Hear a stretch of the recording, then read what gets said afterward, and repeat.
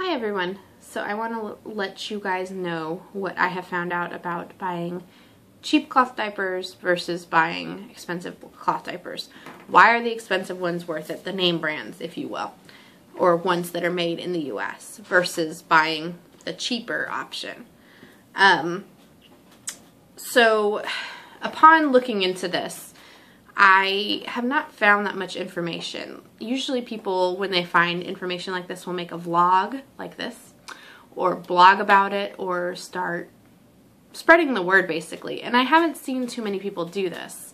I'm not sure why, but I guess it's because it might start a war, if you will, another mommy war on what your budget allows for. So before I go into this, I want to say that I am not judging anybody who uses cheap diapers. They are definitely a great option for families who want to cloth diaper but are on a budget or on a very low income. And they are definitely more inviting, I should say, when you're transitioning from disposable diapers to cloth diapers. Because when you're on a budget and you're spending that much money, or you know you're going to spend that much money, one of the first options you look at is flats and pre-folds and covers, and that can be a little daunting if you're being realistic for first-time cloth diapers. So having, you know, things like Alva or Sun Baby or Kawaii or etc. available to you, I would say is very reassuring to know that you can get cloth diapers affordably.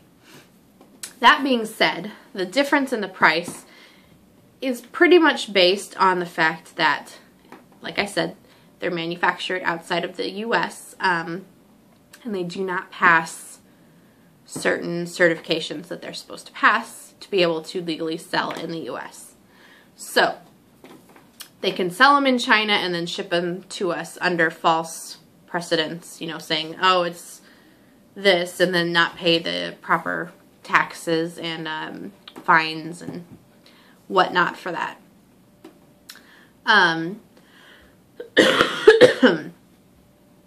Usually these brands are bought by smaller retailers or sellers that will rebrand them once they're in the US. And the problem is that they're not going to realize that the extent that these diapers need to be tested and certified in order to be able to sell. So, God forbid Uncle Sam one day wakes up and goes, I'm going to go after these companies overseas for selling inappropriately to the US. They're going to contact the company's going to give them names of people that have purchased, and if you are a retailer who is selling these brands, they can potentially come back and say, either show us the certificate saying that you paid for these diapers to be compliant in the US to sell, or you're going to have fines and taxes and duties and such to pay. So that is scary for those who do sell them. And if they were properly getting these diapers tested, then there's just no way that they could be selling them for, you know, $10, $9, $10, $11, whatever they end up selling them for. One of the first certifications is called a GCC, and it stands for General Certificate of Conformity. And basically you need, as a company, to sell your product, a GCC, for every part of the diaper. So you need one for each color, each print, the snaps, hook and loop, trim, elastics, all of it. You have to pass, each diaper basically has to pass. And all the parts of it need to pass these and have these certificates. There is a certificate that can be given overseas that compares to the GCCs, and typically those will roll over to the US if you're selling into the to the US. And you have these certificates. They're called SGS certificates. It's in a different language, and I don't want to hack it up trying to pronounce it, so I will put it down below how it's spelled. Excuse me. But company that you're buying for should have those, or GCCs.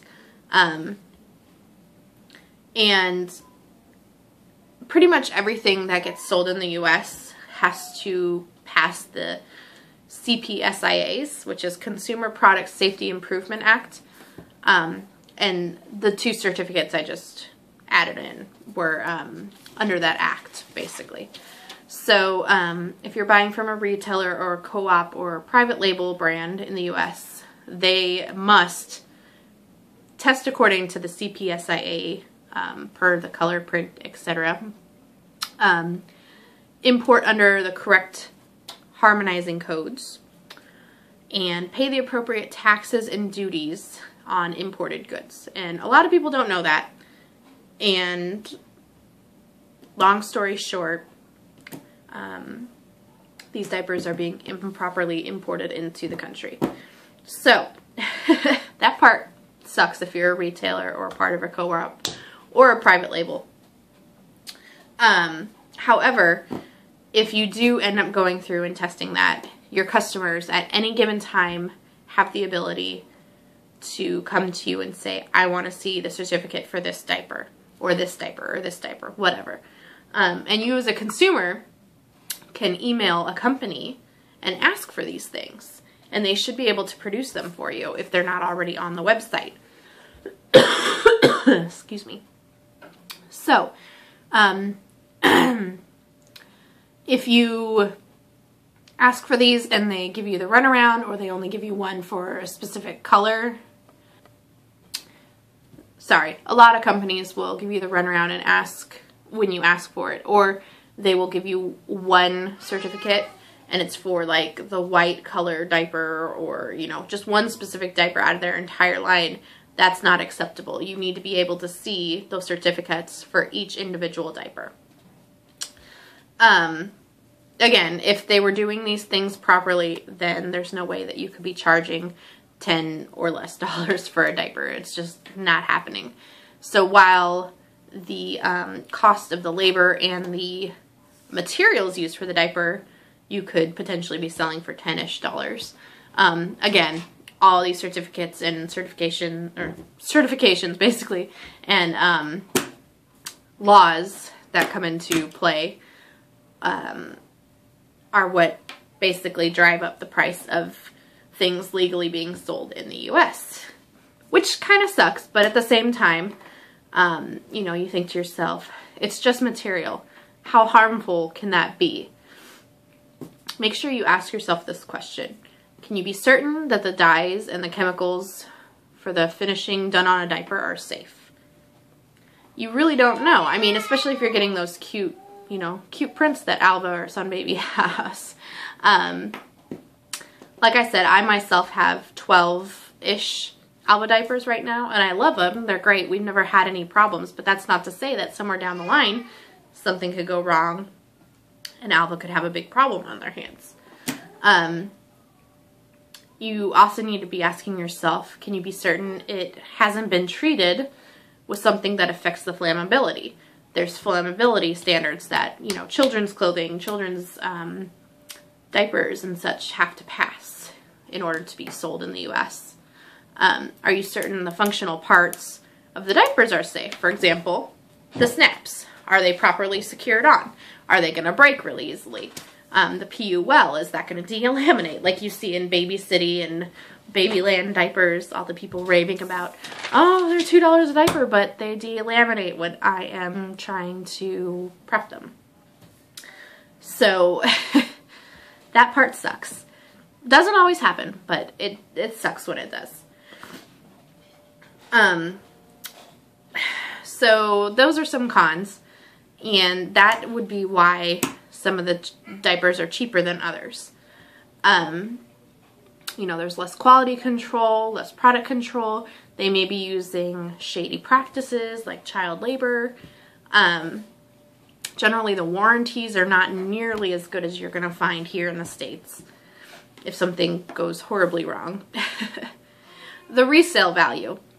One of the reasons that I cloth diaper is for resale value, to save money. So invested in a stash, and we're going to use them for a couple years.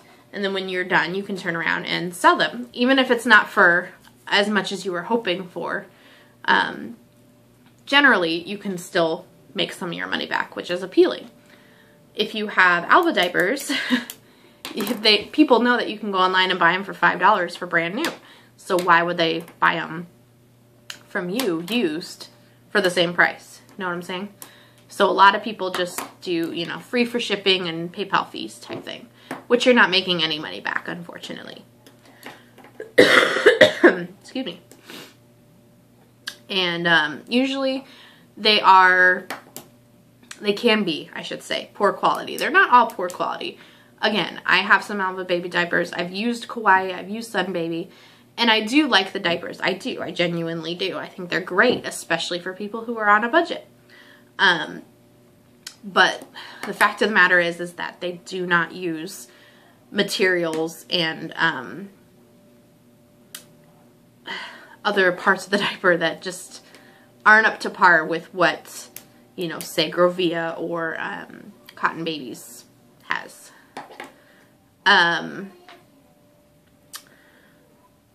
Yes, it's...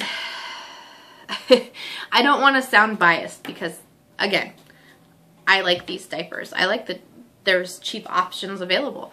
And you know what? Some people do not have the income, or they have to be on a strict budget that wouldn't allow for them to buy nicer diapers.